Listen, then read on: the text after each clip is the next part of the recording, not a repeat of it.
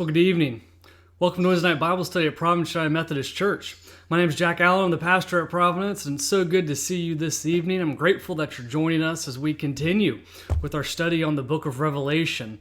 We've been going at it pretty fast now for several weeks. We've been diving headfirst into all that the book has to offer us. We've been exploring the first 5 chapters.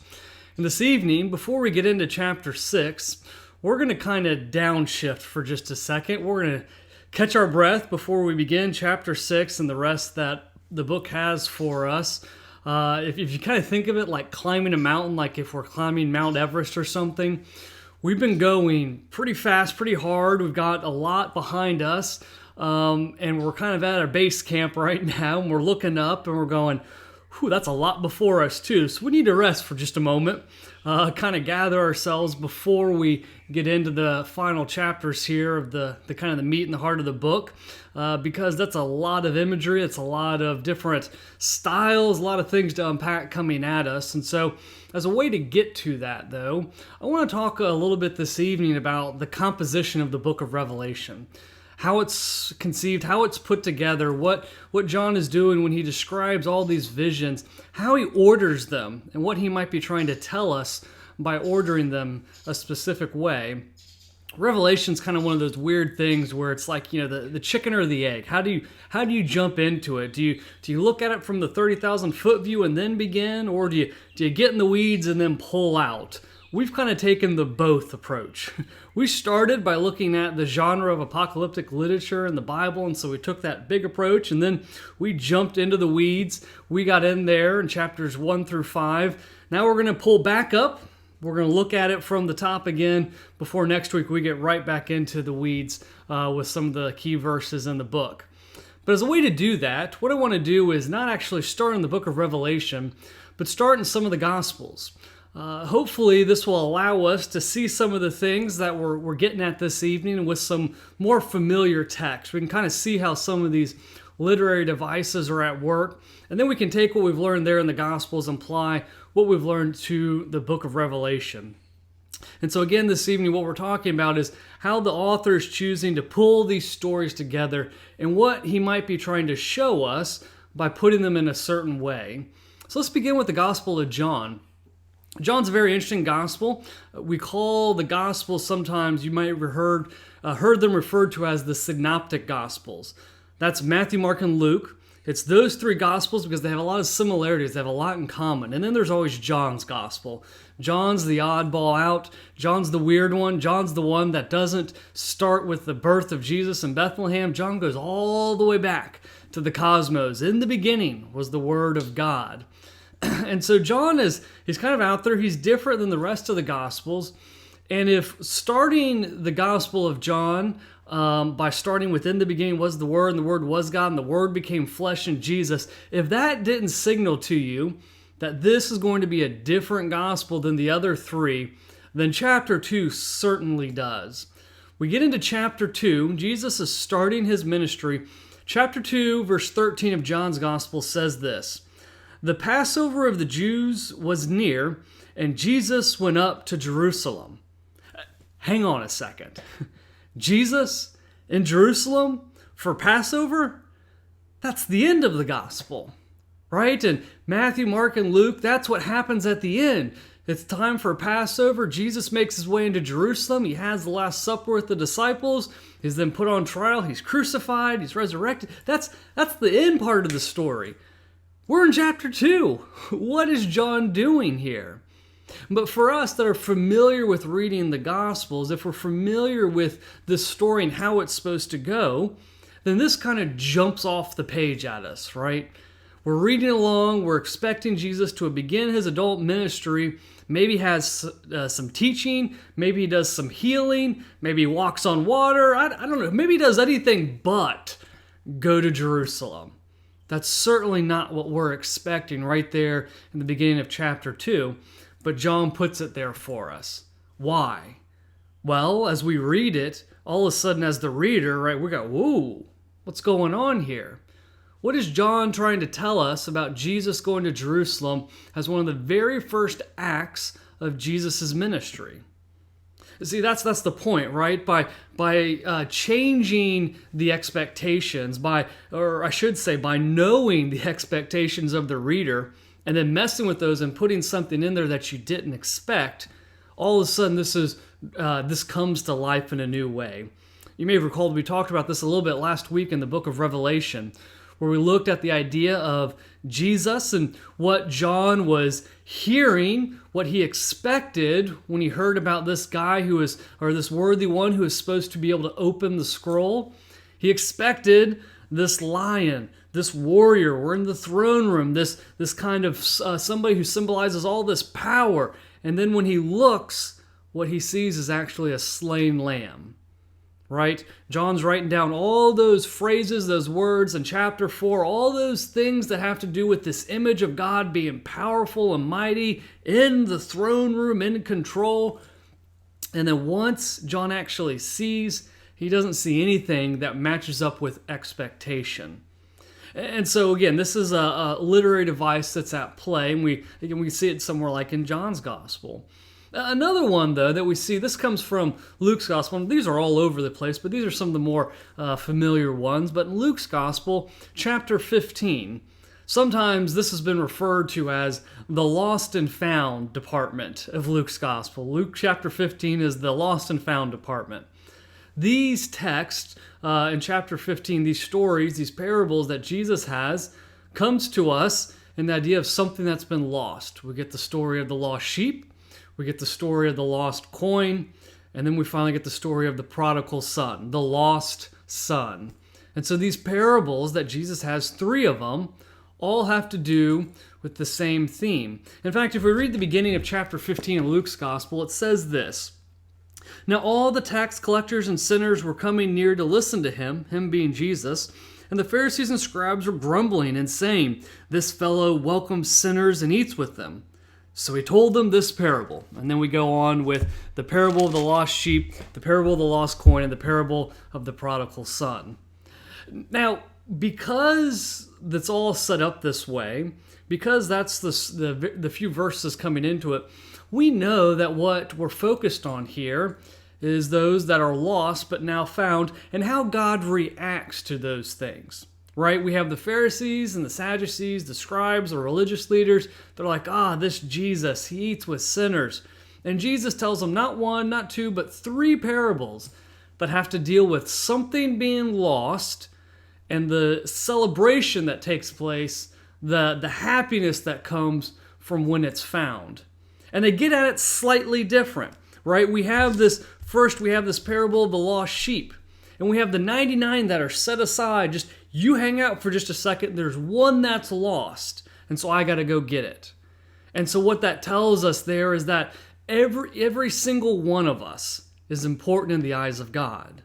Right? That if there's just one that is lost, God will go after that one. Even if the world says, you got to weigh, pros and cons here. What's the greater good? The greater good for God is always going after the one that is lost. Then that second one, we get the parable of the lost coin. And we get the story there with the woman who is searching her entire house. And once she finds that one lost coin, it's a great celebration. She's happy.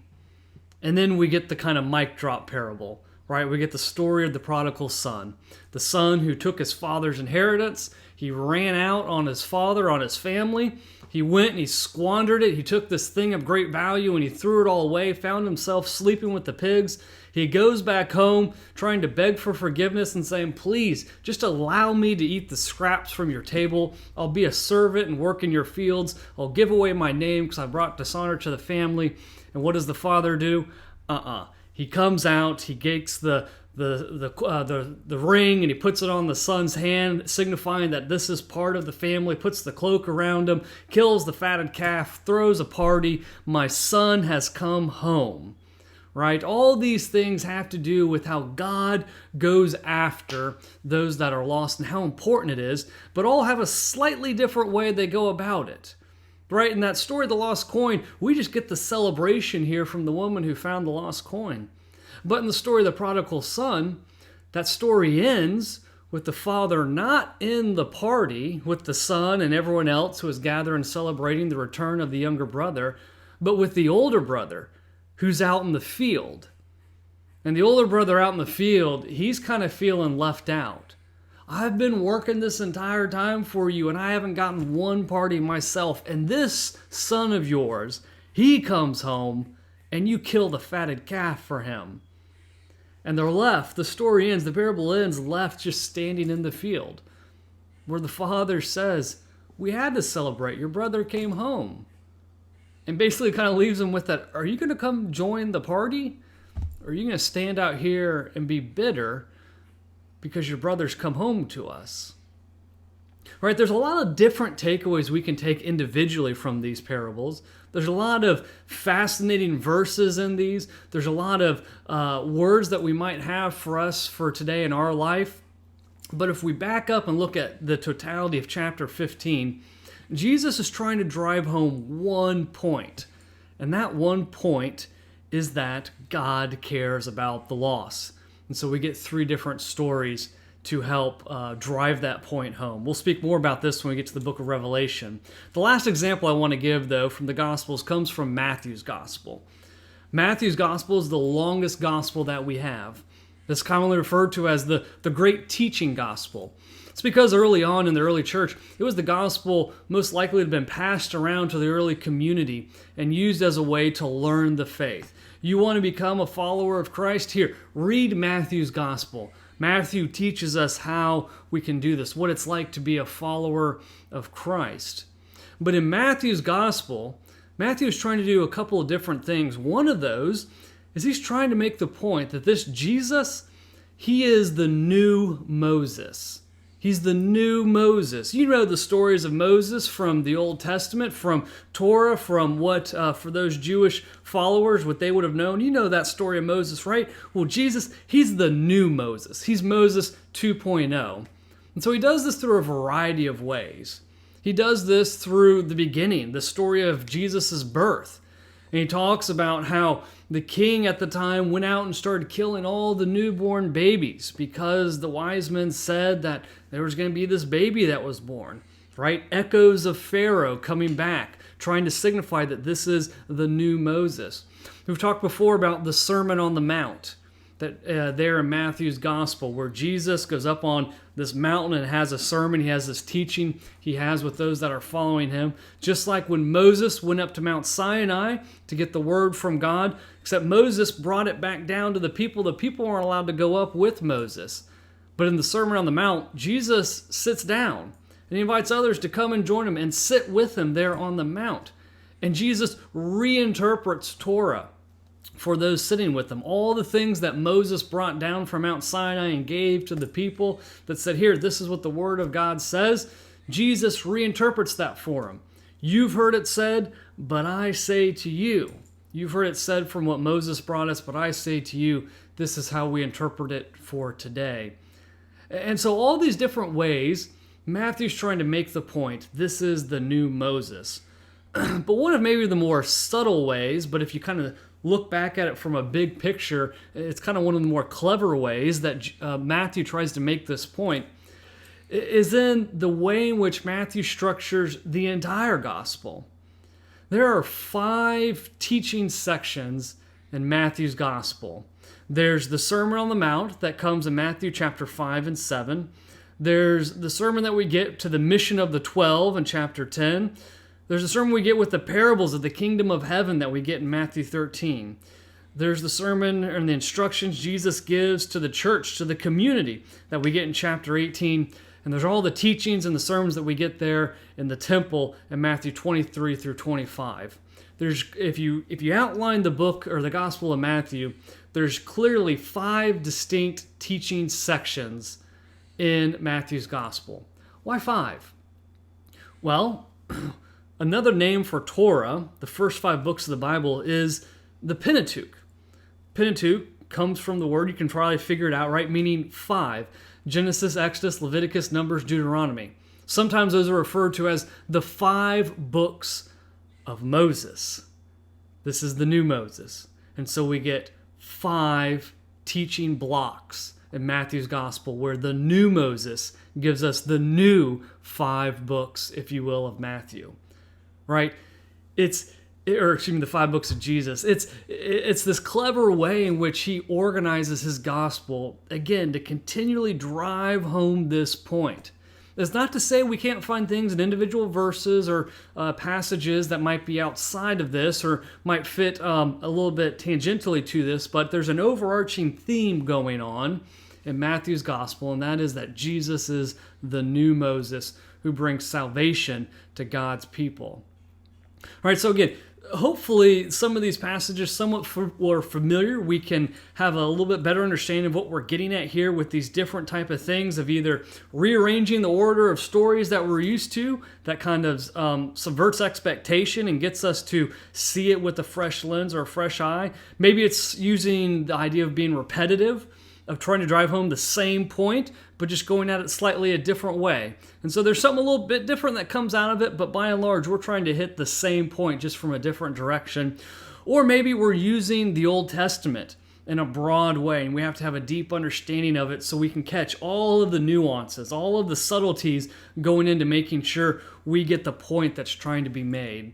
And so with all that in mind, let's jump into the book of Revelation, and let's outline the book for us this evening. Let's take a look at the book as a whole. Like I said, we've already gone through the first 5 chapters, and we've said that especially chapter 4 and 5, this is kind of the center of the book for us in terms of trying to understand everything else that comes in it. Chapter 4 and 5 is this idea of worship in the throne room for God and the Lamb. But now we've gotten into the weeds, we've gotten a taste of it. Let's step back. Let's outline the whole book this evening, see how some of these things kind of fit together. I think this will help us out, especially when we get into some of these tricky passages in the coming weeks. We're talking about beasts and dragons and all the sorts that we might be able to hone in on the points being made and how these things all kind of fit together. So as a way to do that, since we're going to go through the whole book of Revelation, a lot of chapters and verses and things like that, I've got a little graph here that I want to throw up, and we'll just kind of work our way through it. So there you can see I've kind of outlined the first couple of chapters for us. These are the parts we've already gone over before in previous weeks. But we start off with chapter 1 in the opening, and specifically in verse 1, the revelation of Jesus Christ. This is how the book begins, with John speaking there. And it says, the revelation of Jesus Christ which God gave to him to show his servant what must soon take place. Right, this is the revealing. The apocalypse means revelation or the revealing of something. And so this is the revealing of Jesus Christ. This is what this book is about. It's about revealing who this Jesus is and what that means for us today. And so chapter 1 then's the opening with not only the doxology and the letter that John begins by writing it to the churches, but also in this vision that he sees of Jesus with this mouth, or the sword coming out of his mouth, and all the other details we get there, which moves us then to chapters 2 and 3, the message to the 7 churches. This is very much prophetic writing. This is Jesus writing a prophetic word to these 7 churches who are supposed to receive this revelation, to give them a word of either warning or a word of encouragement, sometimes both, sometimes one or the other.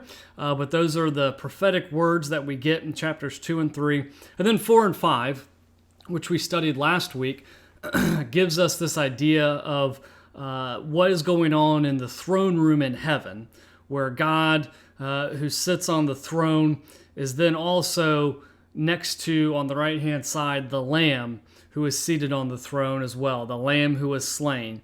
And so we bring these images of God and the Lamb, and they come together, they mold together in 4 and 5. And so once we get through with chapter 5, we're left with this image of God who is one and the same as the slain Lamb. And that's extremely important for us to remember that as we go forward and the next several weeks as we start unpacking some of these chapters, because that will continue to come up.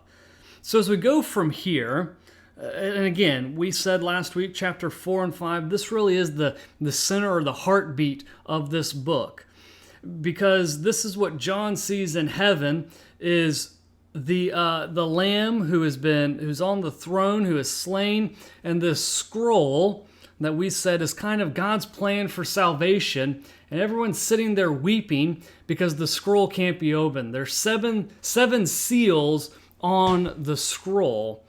And so finally, here comes the Lamb who is able to open the scroll and bring about the fulfillment of God's salvation.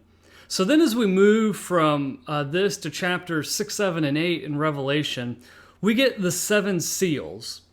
And we'll go over this in greater detail next week, but we get these 7 seals that begin to be opened, and as each seal is opened, something happens. In this particular set of chapters, the 4 horsemen of the apocalypse come out here for the first 4 seals, and other things take place. Again, we'll get into all of this next week. But the seals are beginning to be open, and there's a lot of judgment that is taking place on the earth. And so as these seals are open, what happens is we get to the 7th seal, and the 7th seal opens up the next section, which is the 7 trumpets. And so, if you go and you read there at the very beginning of chapter 8, the 7th seal is open, which gives way then to these 7 trumpets, and we kind of start the process all over again. So, in some ways, recall Luke 15 here, with the stories and the parables of something being lost and then being found. We kind of have a similar pattern taking place where we have the 7 seals, those being opened. Once we get to the 7th one, that just kicks off not necessarily a new set of 7, but retells that set of 7. In fact, after the 7 trumpets, we'll come back to chapters 12 and 14 for just a moment, but chapters 15 and 16, the 7 bowls, it almost tells the exact same story that we get in the 7 trumpets. Both of those, the 7 trumpets and the 7 bowls, they retell and use all that imagery from the Old Testament, particularly the book of Exodus, and the outpouring of plagues on the earth by God. And so if we look at these 3 sets of 7, the 7 seals, the 7 trumpets, the 7 bowls, I would suggest to us that the best way to think about these and to go about it is like those 3 parables in Luke 15. These are trying to get us at the same key point, the same key message. They just go about it slightly different ways. They're just tackling them in a little bit of a different way to drive home the same point. Now again, we'll get into what that point is and all that in the coming weeks, but I think that's just helpful to kind of get that mental image as we go into it, that we have 7 seals, 7 trumpets, and 7 bowls, and they're all trying to get us to this same idea, the same concept of God's judgment and what comes out of God's judgment, and how the Lamb who was slain plays a central and key role in all of that. Now, you probably noticed we skipped over a couple of chapters there, so let's go back for just a moment. Chapters 12 through 14, these are signs, or sometimes that word gets translated as symbols, of what we saw in the previous chapters. So, in the 7 seals and the 7 trumpets, we get stories about the beasts and the dragons and these great big monsters that are bringing about terror on God's people, that are making life on God's people really, really tough, if not actually killing them. And so what John does in putting this book together, he almost kind of takes a pause, if you will, in working through these 3 different sets of 7. So he gets to the 7 seals, which gives way then to the 7 trumpets, and he kind of stops and he says, okay, let's unpack just for a little bit these beasts, this dragon, and what this means and how these things are going to take place. Let's dive into it in a little bit more detail. And so in 12 through 14, that's what John does. And after doing that, then again, he comes back to the 7 bowls and wraps up this 3 set of 7 that we have here with the seals, trumpets, and bowls. Then, as we get towards the end of the book, we have the final 3 sections here, which is the fall of Babylon, the final battle, and then the last 2 chapters, a new heaven and a new earth. In a lot of ways, what John is doing, particularly in this, in the fall of Babylon and the final battle, he's once again going back and retelling some of the things we've already read in the seven seals, seven trumpets, and seven bowls.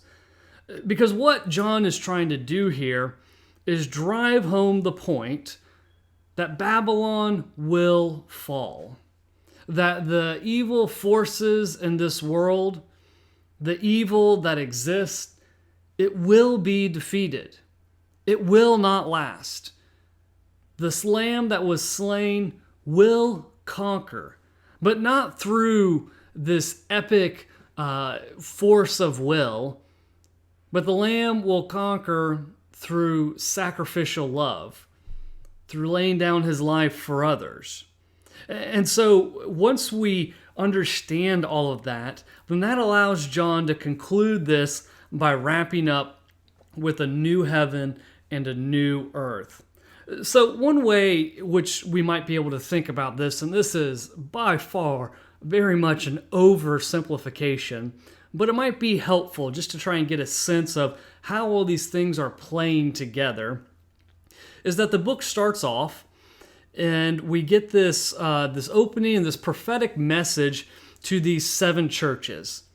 And the message is, hold fast. Stick to the teachings of Christ. And in doing so, you most certainly will face persecution. No doubt. But hold fast to the teachings.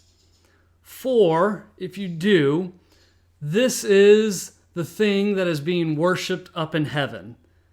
Not only is God on the throne, but because of the life and particularly because of the death and sacrificial love of Jesus, the Lamb that was slain is seated at the right hand of God the Father on the throne. So rest assured, the battle is won. The Lamb is sitting on the throne. They thought they killed him on the cross. No, sir. He is alive and he is leading God's people.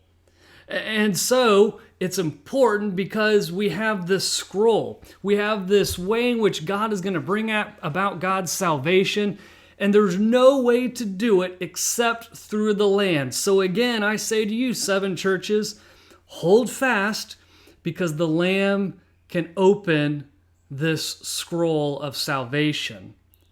But let's be clear that while we're here on this earth, through the seven seals and the seven trumpets, the seven bowls, they're all testifying to the fact that we will face troubling times. We will face hardships on this earth, and they come at us from a variety of different ways. But not ways in which history builds upon one another, more so though just ways in which is an average day in the life of earth today. And it's awful, and it's terrible, and sometimes it even takes the life of the saints living among us. But rest assured again, Babylon will fall.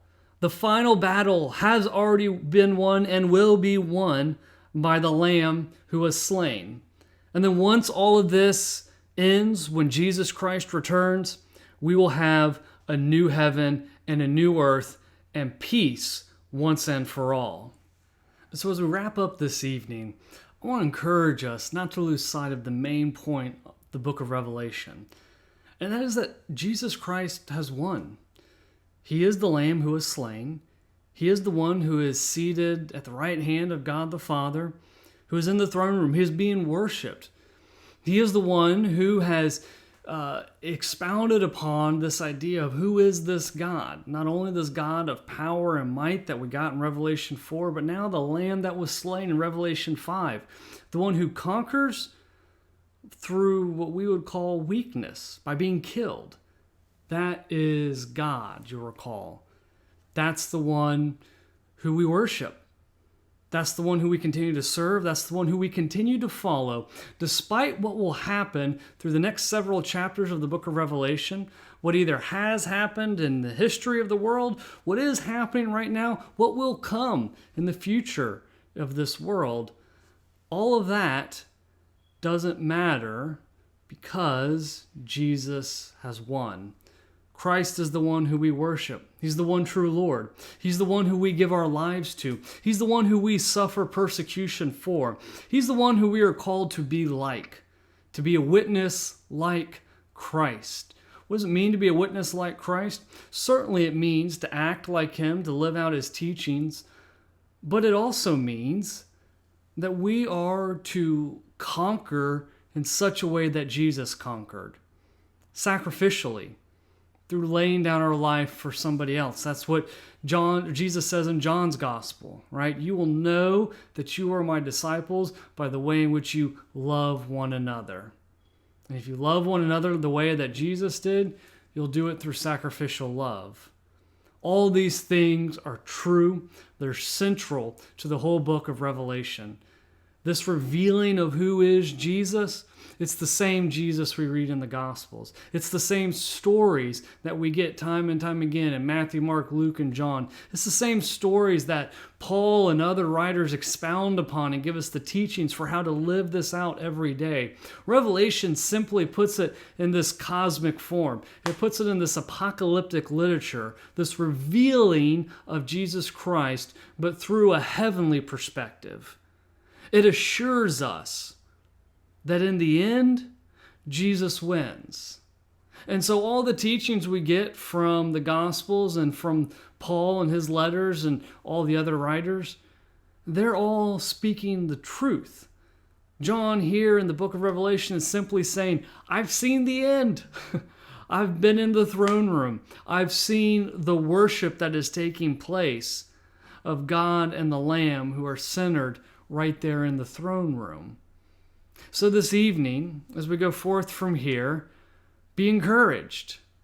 No matter what hardships, troubles, persecutions we may face, we do so joyfully because we are following the one who suffered them first.